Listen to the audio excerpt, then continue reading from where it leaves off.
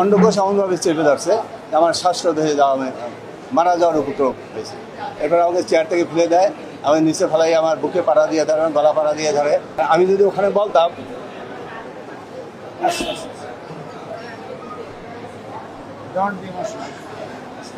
আমাকে হত্যার চেষ্টা করে এবং বলে যে সে আমাদেরকে চেক দেবো কেন যেহেতু আমি তো ওই অবস্থায় তো জীবন বাঁচানো আমি মনে করছি, যার জন্য আমি আমার ড্রয়ার থেকে চেক করলাম, বললাম যে আমাকে ছাড়ো, আমি চেক তো বের করতে হবে, তারপর তো তোমাকে চেক দেবো।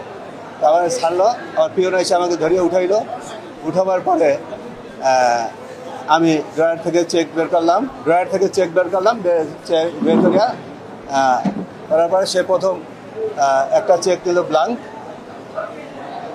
আর একটা চেক দিল পরে লেখাইয়া 70 লক্ষ টাকা। এরপরে তার পকেট থেকে 2 সেট স্টাম্প বের করলো, স্টাম্প বের করে এক সেটে 3 পাতা, 6টা পাতা আমার স্বাক্ষর নিল, আমার সিল নিল, নিয়ে আমাকে বললো যে এখন আমাদের সাথে থানায় যাবে, সালিশ বান্ধি, যে আমি তোর কাছে টাকা পাই, সালিশ হবে থানার মাধ্যমে এবং আমার কাছে ডকুমেন্ট আছে, থানায় বসে সালিশ হইবে। তা আমি এক পর্যায়ে প্রথমে আমি থানায় দ্বিমত প্রকাশ করি যে যা হওয়ার হয়ে গেছে, যদি তোমার কোনো কথা থাকে বলো, আমি দেখি কি করতে পারি, না তোর থানায় যেতে হবে।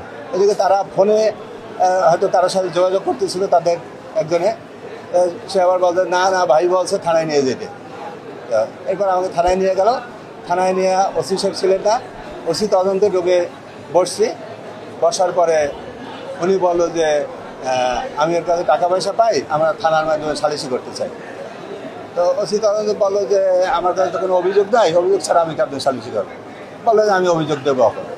আমাকে বসাই রেখে উনি অভিযোগ দিল, অভিযোগ দেওয়ার পরে 5 তারিখ, আজকে সালিশির ডেট হয়েছে রাত 8টায়। তো আমি ওখানে এই যে আমার রুমে মব হয়েছে বা আছে জোরপূর্বক সই স্বাক্ষর দিয়েছে, আমি কিছুই ব্যক্ত করি নাই, কারণ আমার জীবনের নিরাপত্তা ছিল না। কারণ আমি যদি ওখানে বলতাম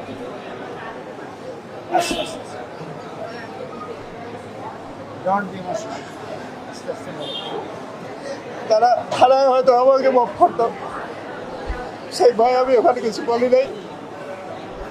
পরে ওই সালিশ পেনে থানা থেকে চলে আসার পরে আমি 3-4 দিন একবার বিমর্ষ অবস্থায় ছিলাম। এমন ঘটনা দেখার জন্য আমি কাউকে জানাইতে পারতেছি, ভয় পাইতেছিলাম। সর্বশেষ একবার হিসেবে আমার বড় ভাই আত্মীয়, আমি তার শরণাবদ্ধ হই। সে বললো যে সালিশ যাই হোক, তুমি যেহেতু চেক নিয়েছে, স্টাম্প নিয়েছে, তুমি আগে মামলায় যাও। পরে আমি কোর্টে মামলা করি গত বৃহস্পতিবার। যেহেতু তারা আমার কাছে এটা চাঁদা আমার কাছে তার কোনো লেনদেন নাই, সে আমার ব্যবসার সাথে ছিল ঠিকই, তো সেটা 3 বছর আগে তার সাথে আমার লেনদেন ক্লিয়ার হয়ে গেছে। আসলে তাদের ভিতরে একটা দ্বন্দ্ব ছিল, একটা ডেভেলপার কোম্পানি তারা নিজেরা চালাতো, তাদের ভিতরে আর্থিক তাদের ভিতরে ঝামেলা ছিল।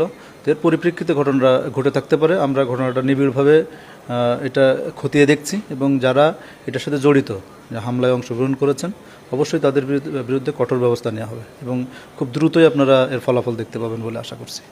দেখো, সালিশ ব্যবস্থা যাই হোক, যেহেতু তোমার কাছে 70 লক্ষ টাকার একটা লিখিত চেক নিয়েছে জোরপূর্বক, আবার একটা ব্লাঙ্ক চেক নিয়েছে এবং 2 সেট বলতে সে যেটা মেন করছে 3টা 6টা স্টাম্প। আমি তখন বললাম